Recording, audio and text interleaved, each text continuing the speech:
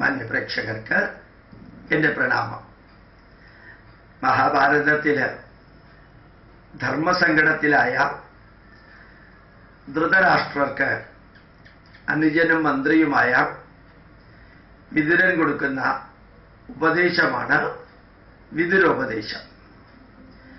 അതൊരു integrated management മെസ്സേജുകളാണ്. രാജാവായ ധൃതരാഷ്ട്രർക്കാണ് ഉപദേശം കൊടുക്കുന്നത്. ഒരു രാജാവ് ഒരു രാഷ്ട്രത്തിന്റെ CEO ആണ്, ചീഫ് എക്സിക്യൂട്ടീവ് ഓഫീസറാണ്. അദ്ദേഹം എങ്ങനെ വ്യക്തിപരമായ കാര്യങ്ങൾ ചെയ്യണം, അദ്ദേഹം എങ്ങനെ കുടുംബപരമായ കാര്യങ്ങൾ ചെയ്യണം, അദ്ദേഹം എങ്ങനെ രാജ്യവുമായി ബന്ധപ്പെട്ട കാര്യങ്ങൾ ചെയ്യണം എന്നുള്ള നിർദ്ദേശമാണ് കൊടുക്കുന്നത്. കുറേയധികം നിർദ്ദേശങ്ങളുണ്ട്, അത് മുഴുവനും വായിക്കുന്നില്ല.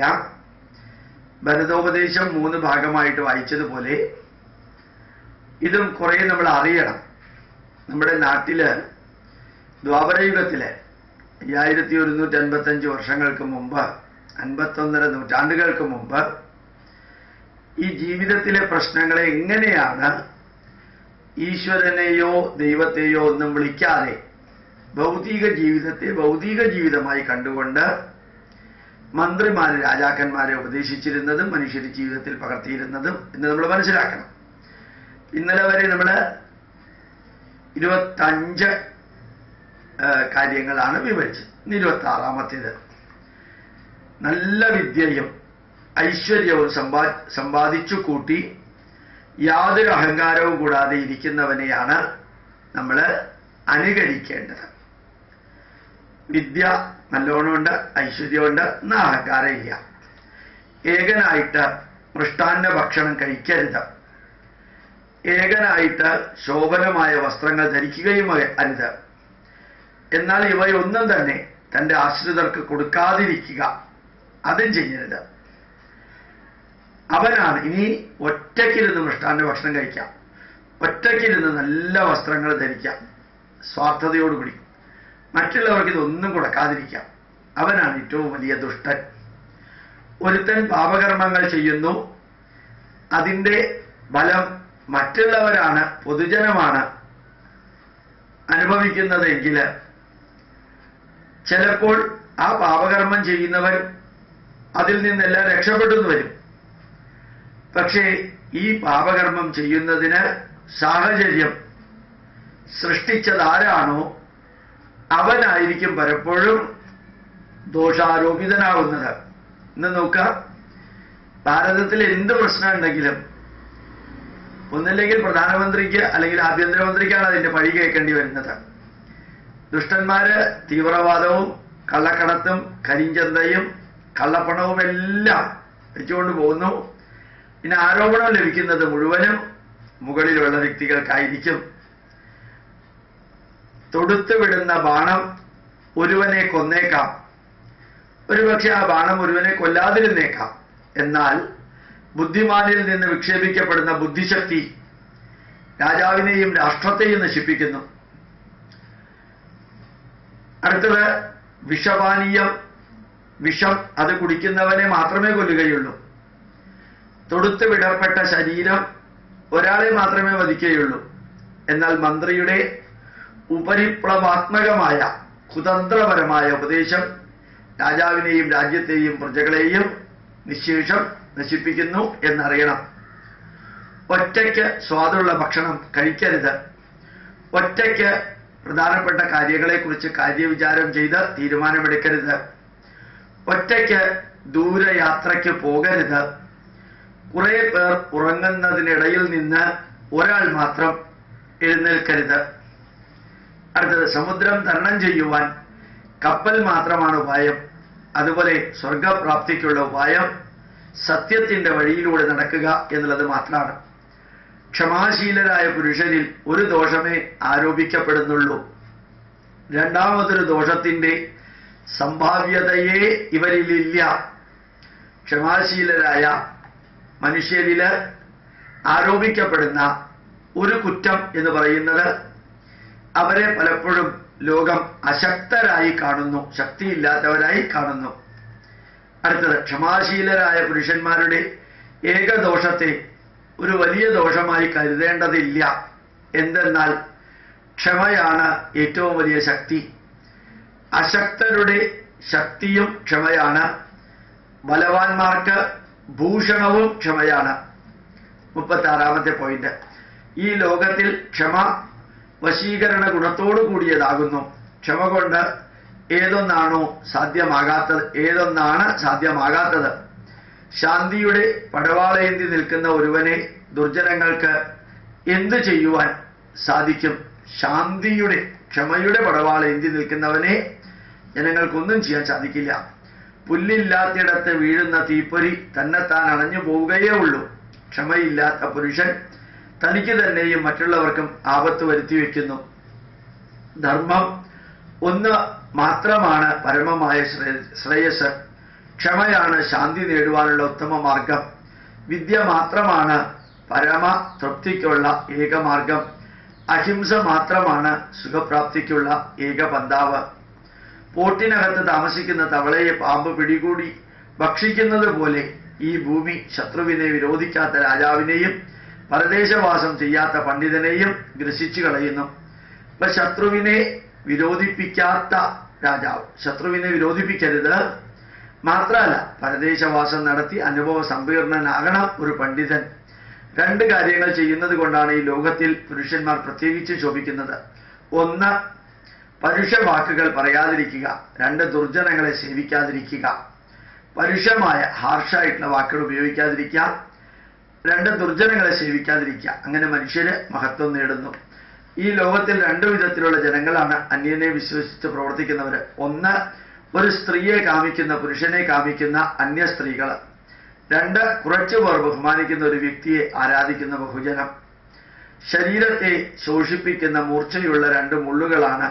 ഒന്ന്, ധനികനല്ലാതിരുന്നിട്ടും അനവധി കാര്യങ്ങളിൽ ആഗ്രഹം വെച്ചു പുലർത്തുക. രണ്ട്, യാതൊരു സാമർഥ്യമില്ലാതിരുന്നിട്ടും സദാ കോപിച്ചുകൊണ്ടേയിരിക്കുക. അടുത്ത പോയിന്റ്. രണ്ട് തരക്കാർ തങ്ങളുടെ സ്ഥാപനങ്ങൾക്ക് വിപരീതമായ കർമ്മങ്ങളെ കൊണ്ട് ശോഭിക്കുന്നില്ല. ഒന്ന്, കർമ്മങ്ങൾ ആരംഭിക്കാത്ത ഗൃഹസ്ഥൻ. രണ്ട്, പ്രാപഞ്ചിക കാര്യങ്ങളിൽ ഏർപ്പെടുന്ന ഭിക്ഷു സന്യാസി. അടുത്ത പോയിന്റ്. രണ്ട് തരത്തിലുള്ള പുരുഷന്മാരാണ് സ്വർഗത്തിനു മേലെ സ്ഥിതി ചെയ്യുന്നത്. ഒന്ന്, ശക്തിയുള്ളവരായിട്ടും ക്ഷമാശീലരായിരിക്കുക. രണ്ട്, ദരിദ്രരായിട്ടും ദാനശീലരായിരിക്കുന്നവര് സ്വർഗത്തേക്കാൾ വലിയവരാണ്.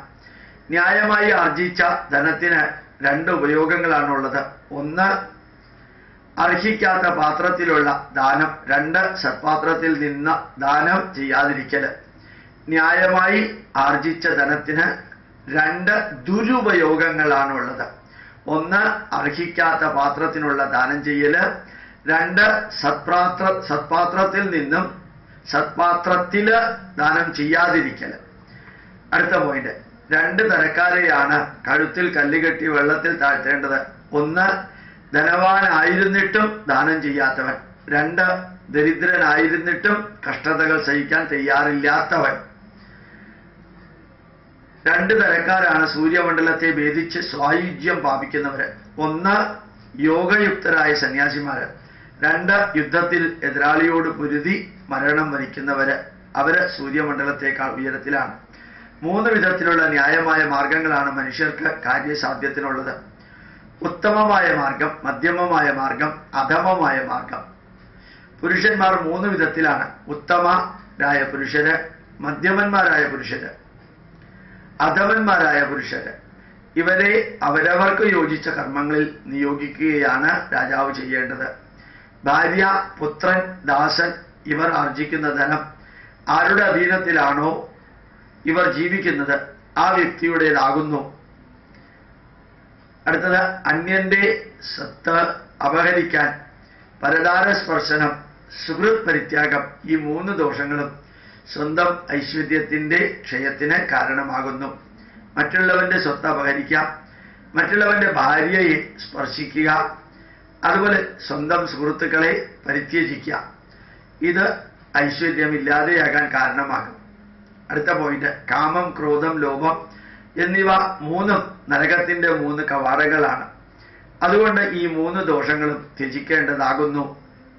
അടുത്ത പോയിന്റ്. വരം ലഭിക്കല്, രാജ്യപ്രാപ്തി, പുത്രജനനം, ഇവ മൂന്നും കൂടി ഒരു വശത്തും വളരെ പ്രയാസപ്പെട്ട് ശത്രുവിൽ നിന്ന് മോചനം സാധിക്കൽ മറുവശത്തും വെച്ചാൽ രണ്ടും സമമായി നിൽക്കും. തന്റെ ഭക്തനെയും തന്നെ പരിചരിക്കുന്നവനെയും അഭയം പ്രാപിച്ചവനെയും ഏത് വിഷമാവസ്ഥയിലും ത്യജിക്കരുത്. അല്പബുദ്ധികള്, ദീർഘസൂത്രികള്, ദ്രുതഗതിയിൽ കാര്യങ്ങൾ ചെയ്തു തീർക്കുന്നവര്, മുഖസ്തുതി പറയുന്നവർ, ഇത്തരം 4 തരക്കാരുമായി രഹസ്യ കാര്യങ്ങൾ ചർച്ച ചെയ്യരുത്. ഗൃഹസ്ഥാശ്രമിയായ സമ്പന്നൻ തന്റെ വീട്ടിൽ 4 തരത്തിലുള്ളവരെ സംരക്ഷിക്കണം. ബന്ധുവായ വൃദ്ധൻ, ദുരവസ്ഥയിലായ കുലീനൻ, ദരിദ്രനായ സുഹൃത്ത്, സന്തതിയില്ലാത്ത സഹോദരി, ഇവരെ ഗൃഹസ്ഥൻ സംരക്ഷിക്കണം. ഉടൻ തന്നെ ഫലം ലഭിക്കുന്ന 4 കാര്യങ്ങൾ ഏവയെന്ന് ദേവേന്ദ്രൻ ചോദിക്കുന്നു. ബൃഹസ്പതി ഉത്തരം പറയുന്നത് ഇങ്ങനെയാണ്: അത് ഞാൻ അങ്ങേക്ക് പറഞ്ഞു തരാം, കേട്ടോളൂ. ദേവതകളുടെ സങ്കല്പം, ബുദ്ധിമാന്മാരുടെ പ്രഭാവം, വിദ്വാൻമാരുടെ വിനയം, പാപികളുടെ വിനാശം, ഇവയാണ് 4 കാര്യങ്ങൾ. 4 കർമ്മങ്ങൾ ഭയത്തെ അകറ്റുന്നവയാണ്. എന്നാൽ ഈ കർമ്മങ്ങൾ തന്നെ യഥാവിധി നിർവഹിക്കപ്പെട്ടില്ലെങ്കിൽ ഭയത്തെ ഉളവാക്കുന്നവയുമാണ്. അവ ശ്രദ്ധയോടുകൂടി കേട്ടുകൊള്ളുക. അഗ്നിഹോത്രം ചെയ്യുക, ശ്രദ്ധയോടുകൂടി മൗനവ്രതം പാലിക്കുക, ശ്രദ്ധയോടുകൂടിയുള്ള പഠനം നടത്തുക, ശ്രദ്ധയോടുകൂടിയ യജ്ഞനിർവഹണം നടത്തുക. തെറ്റായിട്ട് ചെയ്താൽ ഗുണത്തെക്കാളേറെ ദോഷം. പിതാവ്, മാതാവ്, അഗ്നി, ആത്മാവ്, ഗുരു എന്നീ 5 അഗ്നികളെ പുരുഷൻ പ്രയാസപ്പെട്ടും ശുശ്രൂഷിക്കേണ്ടതാണ്. 61. ദേവതകൾ, പിതൃക്കൾ, മനുഷ്യർ, ഭിക്ഷുക്കൾ, അതിഥികൾ, ഈ 5 പേരെ പൂജിക്കുന്നവർക്ക് നിശ്ചയമായും യശസ്സുണ്ടാവും. മിത്രം, ശത്രു, ഉദാസീനൻ, ആശ്രയം കൊടുക്കുന്നവൻ, ആശ്രയം തേടുന്നവൻ, ഈ 5 പേർ അങ്ങയെ അനുഗമിക്കുന്നു. 5 ജ്ഞാനേന്ദ്രിയങ്ങളോട് കൂടിയ മനുഷ്യന്റെ ഏതെങ്കിലും ഒരു ഇന്ദ്രിയത്തിന് ഛേദം സംഭവിക്കുകയാണെങ്കിൽ ആ ദ്വാരത്തിൽ കൂടി അവന്റെ ബുദ്ധി ഓട്ടപാത്രത്തിൽ നിന്ന് വെള്ളം പോകുന്നത് പോലെ ഒഴുകിപ്പോകുന്നു. ശ്രേയസ് ആഗ്രഹിക്കുന്ന പുരുഷൻ 6 ദോഷങ്ങളെ പരിത്യജിക്കേണ്ടതാണ്. ഉറക്കം, മടി, ഭയം, ക്രോധം, ആലസ്യം, ദീർഘസൂത്രത, ഇവയാണ് 6 ദോഷങ്ങൾ. ഇവയെ പരിത്യജിക്കേണ്ടതാണ്. ഉപേക്ഷിക്കേണ്ടിയിരിക്കുന്ന 6 പേർ: ഉപദേശങ്ങൾ തരാത്ത ആചാര്യൻ, മന്ത്രോച്ചാരണം ചെയ്യാത്ത ഹോതാവ്, രക്ഷിക്കാൻ അശക്തനായ രാജാവ്, അപ്രിയം പറയുന്ന ഭാര്യ, ഗ്രാമത്തിൽ താമസിക്കാൻ ആഗ്രഹിക്കുന്ന പശുപാലൻ, വനത്തിൽ താമസിക്കാൻ ആഗ്രഹിക്കുന്ന ക്ഷുരകൻ, ഇവരെ ഉപേക്ഷിക്കേണ്ടതാണ്. ഇപ്പൊ 65 ഉപദേശങ്ങൾ ഒന്നിനു പിറകെ ഒന്നായിട്ട് വിതുരൻ ധൃതരാഷ്ട്രർക്ക് കൊടുത്ത് ഞാൻ വായിച്ചു. ഏതാണ്ട് 650ഓളം ഉപദേശങ്ങളുണ്ട്. അതിൽ 485 ചേർത്ത് Indian institute of scientific heritage ഒരു പുസ്തകം ഇറക്കിയിട്ടുണ്ട്. 10,000-15,000 കോപ്പികൾ ചെലവാക്കിയിട്ടുണ്ട്. ഈ പുസ്തകങ്ങൾ പ്രസിദ്ധീകരിക്കുകയും ഇങ്ങനെയുള്ള കാര്യങ്ങൾ യൂട്യൂബിലൂടെ പറയുകയും ചെയ്യുന്നതിനൊരു ലക്ഷ്യമുണ്ട്. നമ്മുടെ നാട്ടില് ഉപദേശം കൊടുക്കുന്നത് ദൈവമല്ല ഉപദേശം കൊടുക്കുന്നത്. ഞാൻ ഖുർആൻ കുറേ ദിവസമായിട്ട് വായിക്കുകയാണ്. ഈ പ്രവാചകന് അല്ലാഹുവാണ് ഉപദേശം കൊടുക്കുന്നത്. ഇവിടെ അങ്ങനെയല്ല, മനുഷ്യർക്ക് തന്നെയാണ് ഉപദേശം കൊടുക്കുക. അതാണ് സാധിക്കുന്നത്. അല്ലാഹു എന്ന് പറയുന്ന ഒരു വ്യക്തിയില്ല. അല്ലാഹുവിന് ഉപദേശം കൊടുക്കാനും സാധിക്കില്ല. അല്ലാഹു ഒരു സങ്കല്പം മാത്രമാണ്. യഹോവ ഒരു സങ്കല്പം മാത്രമാണ്.